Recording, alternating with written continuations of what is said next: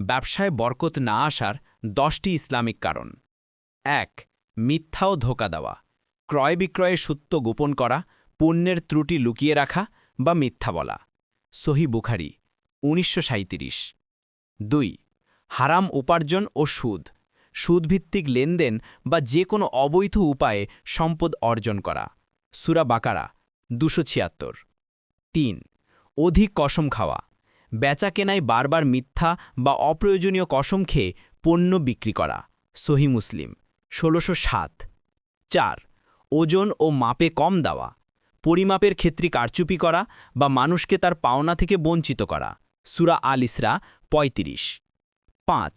শ্রমিকের হক নষ্ট করা, শ্রমিকের ন্যায্য পারিশ্রমিক সময়মতো পরিশোধ না করা। সুনান ইবনে মাজা ২৪৪২। ৬. অপচয় ও অপব্যয়, প্রয়োজনের অতিরিক্ত ব্যয় করা, বিলাসিতা করা বা বাজে কাজে অর্থ নষ্ট করা। সূরা আল ইসরা ২৭। ৭. পাপাচারে লিপ্ত হওয়া, অন্যায় ও গুনাহের কাজে জড়িয়ে পড়া যা রিজিক থেকে বঞ্চিত করে। সুনান ইবনে মাজা ৪০২২। ৮. ধোঁকা ও বিশ্বাসঘাতকতা, অংশীদার বা গ্রাহকের সাথে প্রতারণা করা বা আমানতের খেয়ানত করা। সহি মুসলিম ১০২। ৯. ইবাদতে গাফিলতি, ব্যবসায়িক ব্যস্ততায় ফরজ নামাজ বা আল্লাহর স্মরণ থেকে উদাসীন থাকা।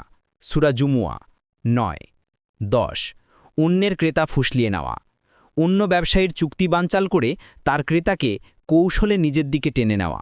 সহি বুখারী ২১৪০।